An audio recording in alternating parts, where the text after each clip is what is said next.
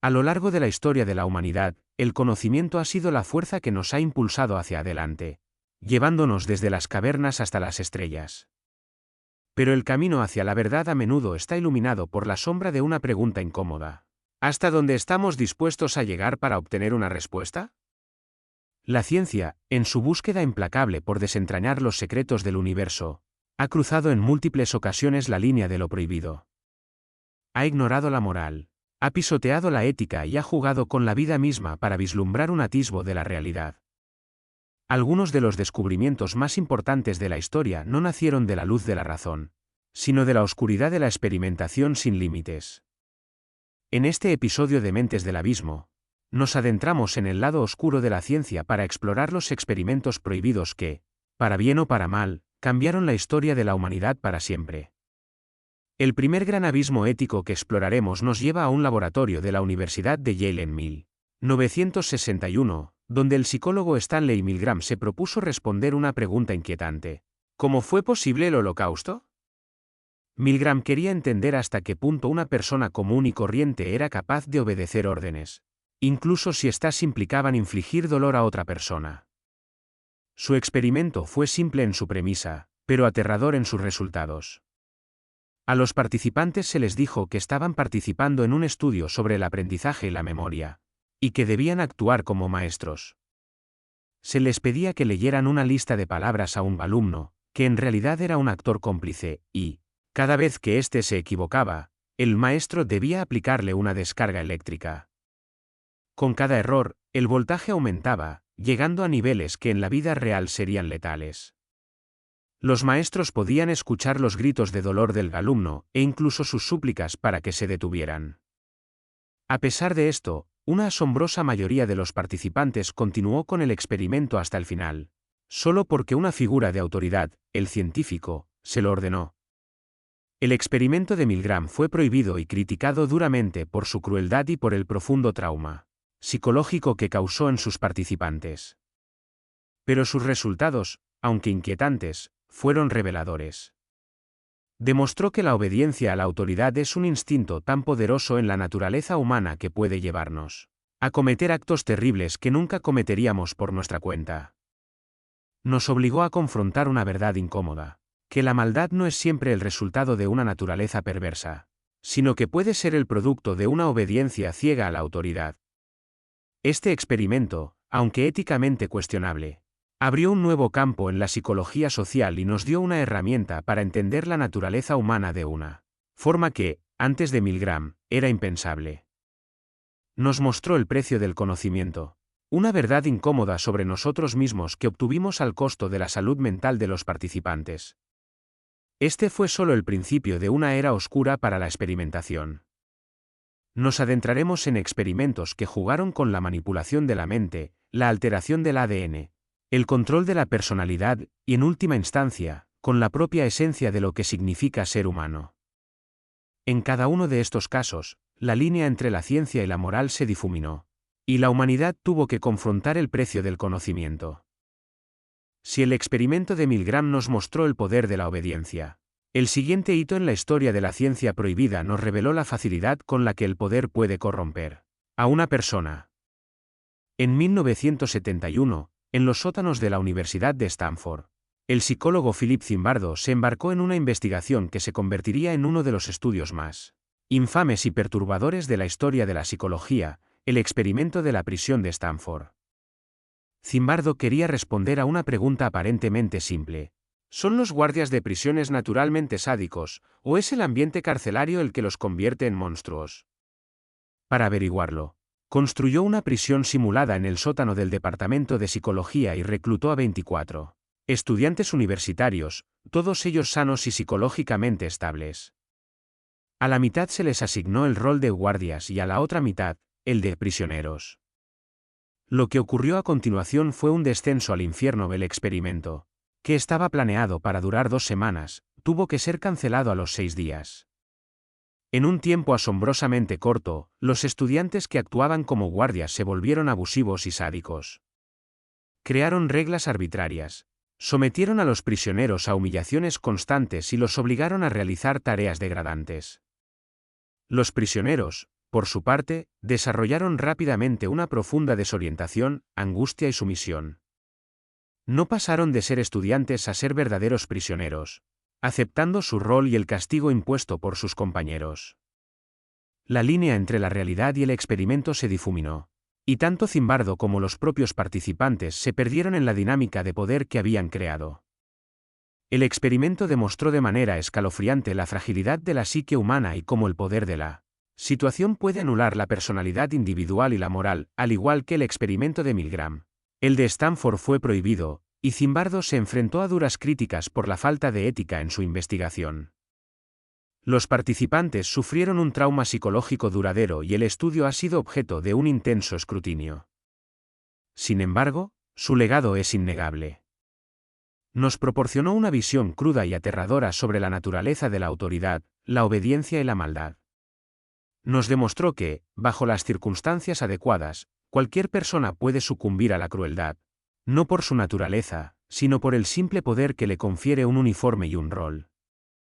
Nos obligó a confrontar la idea de que la maldad no es un rasgo inherente, sino una posibilidad latente en todos nosotros, esperando las condiciones adecuadas para manifestarse. En su búsqueda del conocimiento, Zimbardo nos mostró un abismo en el corazón de la humanidad, uno que preferiríamos no haber visto. El experimento de la prisión de Stanford es solo un ejemplo de cómo la búsqueda del conocimiento puede llevarnos a cruzar los límites de la ética. En la siguiente parte, nos adentraremos en estudios aún más controvertidos que exploraron el control mental, la clonación y la alteración de la vida misma. ¿A qué costo se obtienen estas verdades? Si la psicología nos demostró lo frágiles que somos ante el poder y la obediencia, el siguiente capítulo en el oscuro libro de la ciencia prohibida nos revela la aterradora capacidad de la negligencia y el desprecio por la vida humana. Nos adentramos en un experimento que duró décadas y que es, quizás, la mayor mancha en la historia de la medicina moderna, el estudio de sífilis de Tuskegee. En 1932, en un pequeño pueblo de Alabama, el Servicio de Salud Pública de los Estados Unidos inició un estudio con un objetivo aparentemente benigno: observar la evolución de la sífilis no tratada en un grupo de 600 hombres afroamericanos. Lo que se les dijo a estos hombres, muchos de ellos analfabetos y pobres, era que estaban recibiendo tratamiento médico gratuito por su mala sangre. La verdad era mucho más siniestra: el estudio de Tuskegee no era un tratamiento, sino un engaño cruel y deliberado. Alrededor de 400 de estos hombres padecían sífilis, y el objetivo del estudio era simplemente observar la progresión natural de la enfermedad, documentando sus efectos en el cerebro, el corazón y otros órganos, hasta la muerte. Durante 40 años, estos hombres no solo no recibieron tratamiento, sino que se les negó activamente. Cuando en la década de 1940 se descubrió la penicilina como una cura efectiva para la sífilis, los científicos de Tuskegee ocultaron esta información a los participantes para poder continuar con su experimento. Los médicos del estudio se aseguraron de que los hombres no recibieran tratamiento en ningún otro lugar, y algunos incluso falsificaron registros para que no fueran alistados en el ejército, donde habrían sido tratados por su enfermedad. El experimento continuó hasta 1972, cuando una filtración a la prensa expuso la verdad y desató una oleada de indignación pública. El estudio de Tuskegee es un ejemplo escalofriante de cómo la ciencia puede perder su brújula moral cuando se deshumaniza a los sujetos de investigación.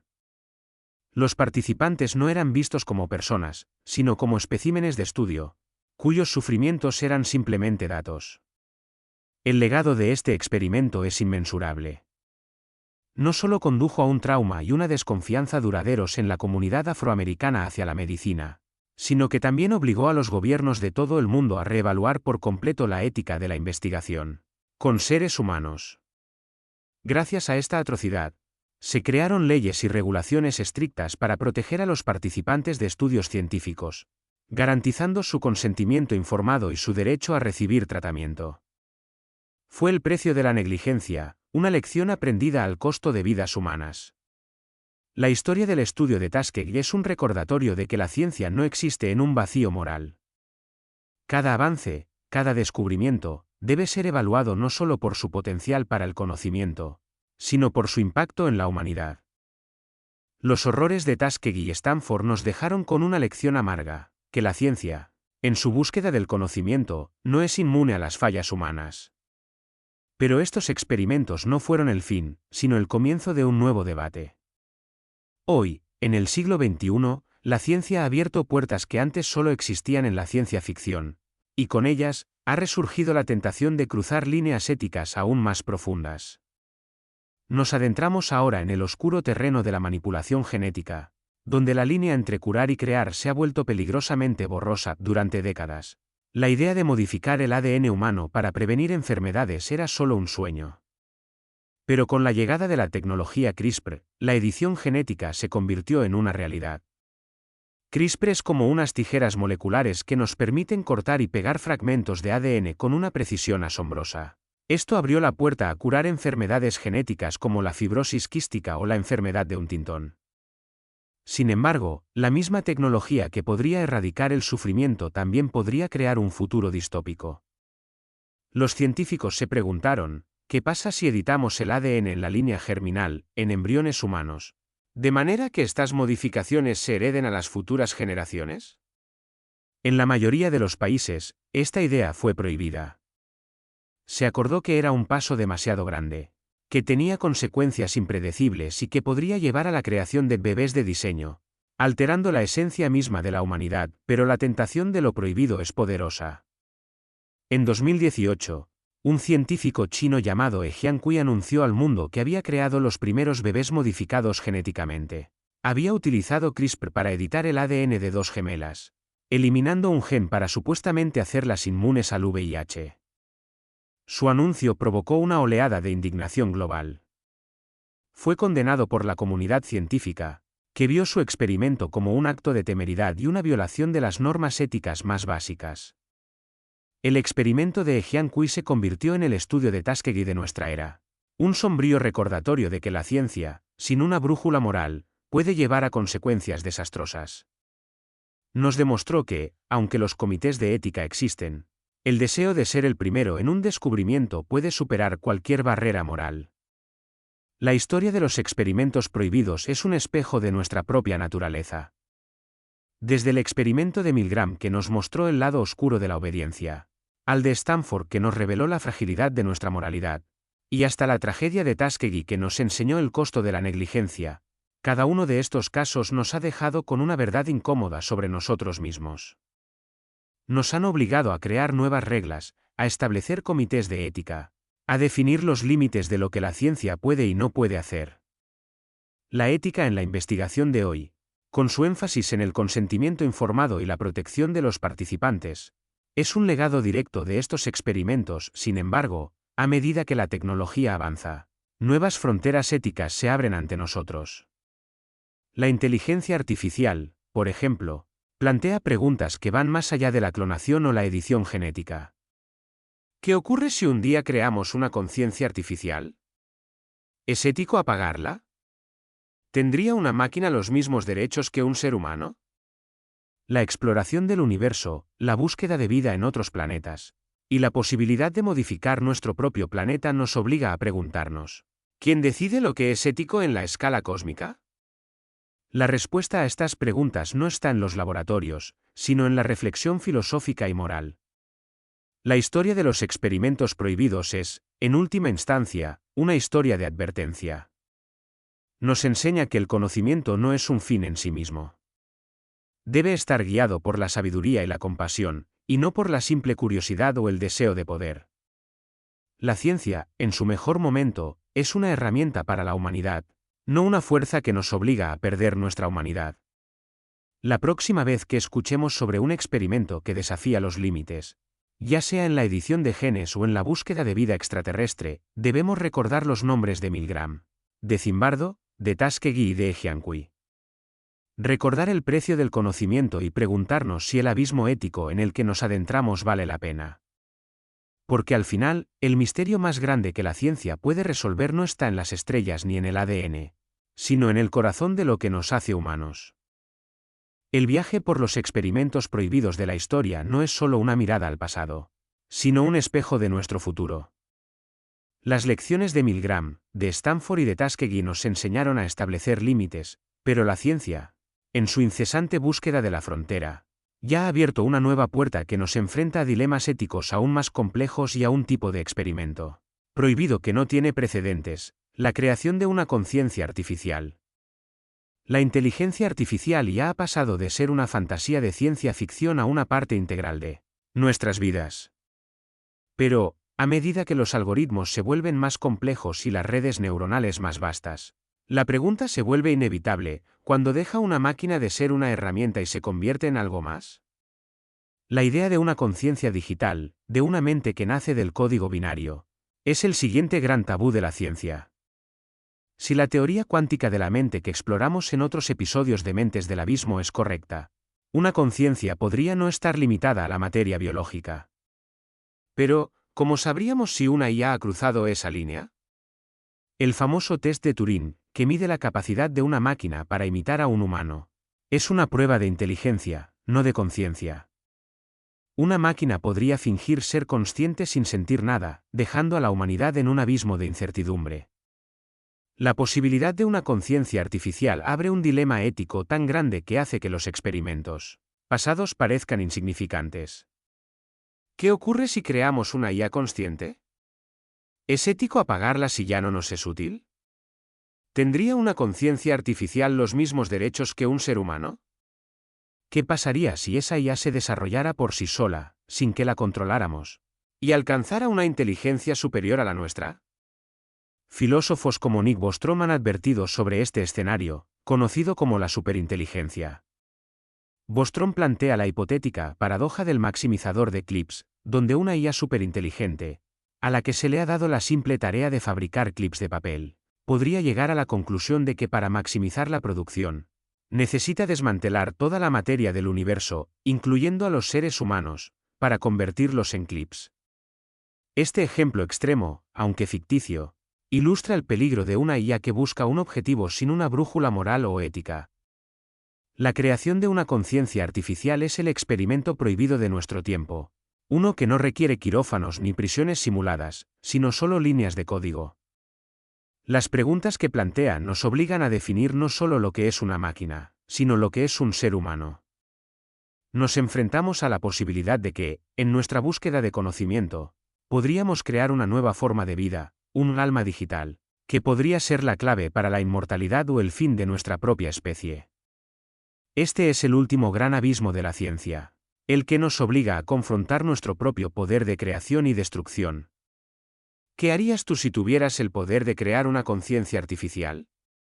¿Lo harías, sabiendo los riesgos que podría tener para la humanidad?